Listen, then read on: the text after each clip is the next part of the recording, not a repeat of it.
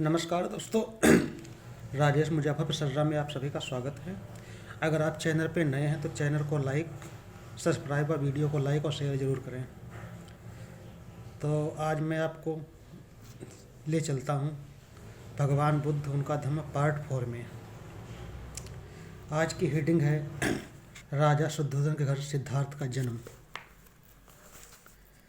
उस समय खेती व पशुपालन ही दो प्रमुख व्यवसाय थे। हर वर्ष वर्षा शुरू होने के बाद आषाढ़ी महोत्सव पूरे राज्य में बड़ी धूमधाम से मनाया जाता था, जिसमें प्रजा के साथ राज परिवार के सदस्य भी उत्साह से शामिल होते थे। आषाढ़ की पूर्णिमा तक यह महोत्सव 7 दिन तक मनाया जाता था, जिसमें राजा व राजकुमार भी खेती में हल चलाते थे।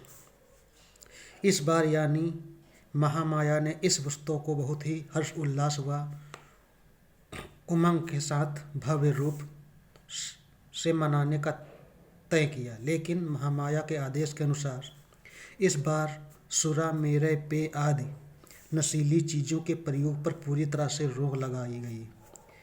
कपिल वस्तु को दुल्हन की तरह सजाया गया।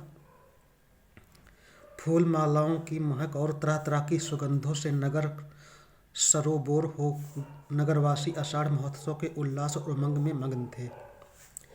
महोत्सव का 7वां दिन आषाढ़ पूर्णिमा का दिन था। रानी महामाया सूरज उगने से पहले ही जल्दी जागी, सुगंधित जल से स्नान किया, सुंदर व श्याम वस्त्र और आभूषण धारण किए। उसके बाद 4 लाख का साड़ सोने के सिक्के व सर्पियाँ दान दिए। दान करने के बाद स्वादिष्ट भोजन ग्रहण किया, व्रत संकल्प लिया और रात में भव्य रूप से सजाए गए अपने शयन कक्ष में चली गई। उस रात शुद्धोधन और महामाया का संपर्क हुआ। रानी महामाया सो गई। उन्होंने गहरी निद्रा में एक अद्भुत स्वप्न देखा। महामाया ने अपने सपने में देखा कि वह बिस्तर पर सोई हुई हैं। अचानक 4 देवता आए और बिस्तर सहित उन्हें उठाकर हिमवंत प्रदेश हिमालय में ले गए। उन्होंने सैया को एक विशाल वृक्ष के नीचे रखकर पास ही खड़े हो गए। थोड़ी देर बाद देवताओं की देवियां भी आ गईं और वे महामाया को मानसरोवर ले गईं। उन्होंने स्वयं महामाया को सरोवर में स्नान करवाया और दिव्य वस्त्र व आभूषण पहनाए। फूलों की मालाओं, सुगंधित पदार्थों से शोभित कर ऐसा सजाया कि वह उसकी दिव्य चेतना का स्वागत कर सके। उसी समय सुमेध नामक बोधिसत्व उनके सामने प्रकट होकर बोले, मैंने इस पृथ्वी पर अंतिम बार जन्म धारण करने का निश्चय किया है। क्या आप मेरी माता बनना स्वीकार करेंगी? महामाया ने उत्तर दिया, हाँ अवश्य, मैं बड़ी प्रसन्नता से तुम्हारी माता बनूंगी। और उसी दौरान रानी महामाया की आँख खुल गई। दूसरे दिन सुबह महामाया ने स्वप्न का पूरा विवरण राजा शुद्धोधन को सुनाया। राजा भी विचार करने लगे कि रानी को आए स्वप्न का अर्थ क्या हो सकता है। उनकी जिज्ञासा बढ़ी तो स्वप्न में प्रसिद्ध 8 व्याख्याकर राम, ध्वज, लक्ष्मण, मंत्री, कोडन्य, सुयाम, सुभोग और सुदत्त को बुलाया। सभी विद्वानों को आदर सम्मान में फर्श पर सुगंधित फूल बिछाए और आसन प्रदान किए। उन्हें सोने चांदी के बर्तनों में घी, शहद, दूध, चावल आदि से बनाए स्वादिष्ट पकवान खिलाए। इसके अलावा नए वस्त्र और गायें दान दी। स्वप्न व्याख्याकर बहुत प्रसन्न हुए। तब राजा शुद्धोधन ने पूरे स्वप्न के बारे में उन्हें बताया और उसकी व्याख्या का अर्थ बताने के लिए आग्रह किया। स्वप्न के बारे में सुनकर सभी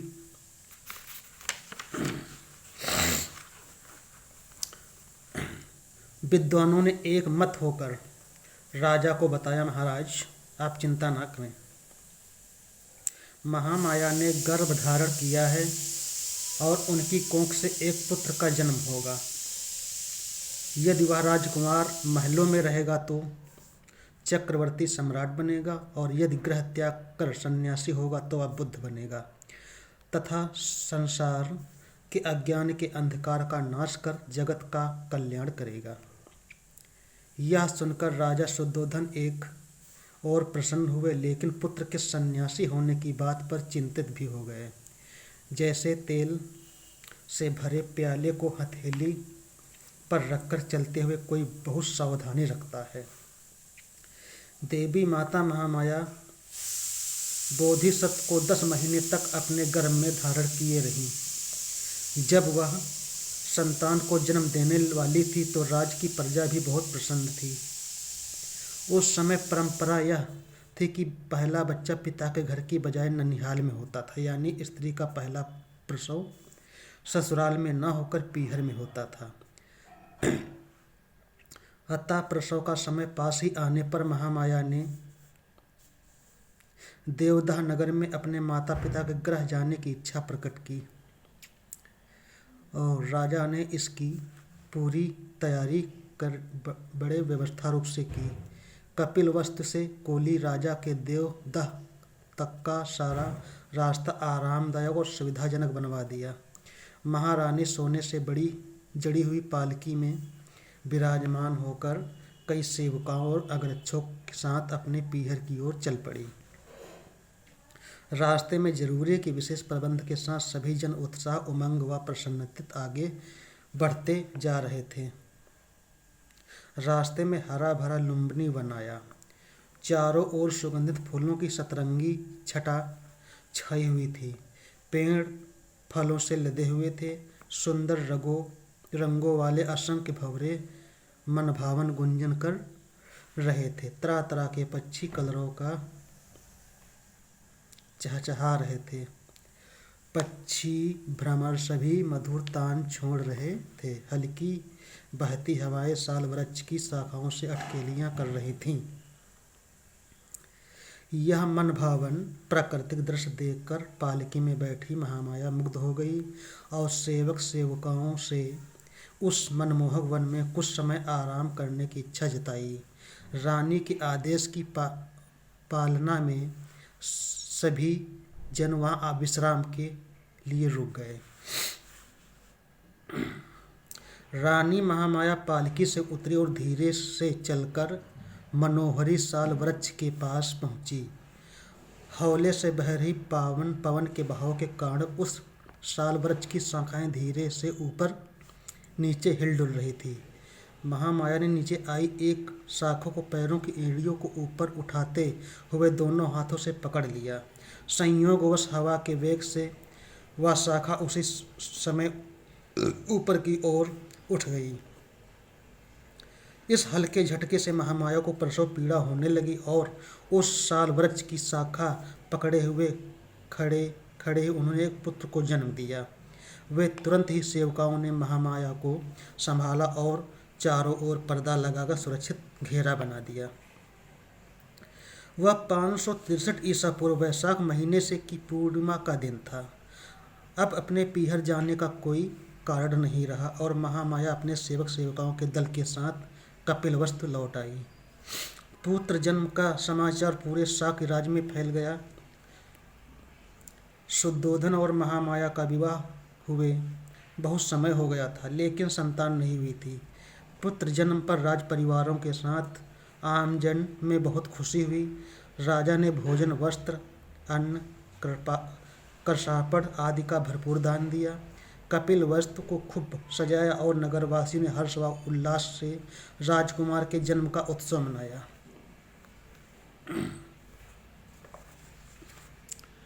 इसके बाद आता है असित मुनि की भविष्यवाणी। हिमालय की तलहटी के लुम्बिनी वन में महामाया की कोख से बच्चे के जन्म होते ही देवतागण प्रसन्नता से झूम उठे। वे आनंदित होकर अपने दिव्य वस्त्र ऊपर उछाल उछाल कर घूम रहे थे। वे बार बार बुद्ध का उद्घोष कर रहे थे, जिससे आकाश गुंजायमान हो रहा था। उस समय हिमालय की कंदराओं में आसित काल देवता नाम के विद्वान आचार्य विचरण करते थे। उन्होंने जब बुद्ध के उद्घोष का आकाश में कोलाहल सुना तो पूरी जम्बू द्वीप पर अपनी दिव्य दृष्टि डाली। उन्होंने देखा कि देवतागण बहुत प्रसन्न होकर विचरण कर रहे थे। उन्हें कारण मालूम हुआ कि राजा शुद्धोधन के घर एक दिव्य बच्चे ने जन्म ग्रहण किया और वह अपनी दिव्य प्रभा से प्रकाशमान हो रहा है। आसित मुनि उसी समय उस दिव्य बच्चे बुद्ध के दर्शन करने के लिए कपिलवस्तु की ओर चल पड़े। रास्ते में उन्होंने अपने भांजे नरदत्त को भी साथ लिया। असित मुनि अपने भांजे नरदत्त के साथ कपिलवस्तु नगर में राजा शुद्धोधन के महल के द्वार तक पहुँचे। वहाँ हजारों लोगों का जनसैलाब उमड़ पड़ा था। द्वारपाल ने असित मुनि से महल में आने का उद्देश्य पूछा तो मुनि ने बताया, द्वारपाल, राजा को जाकर खबर करो कि असित मुनि महल में आकर नवजात शिशु के दर्शन करना चाहते हैं।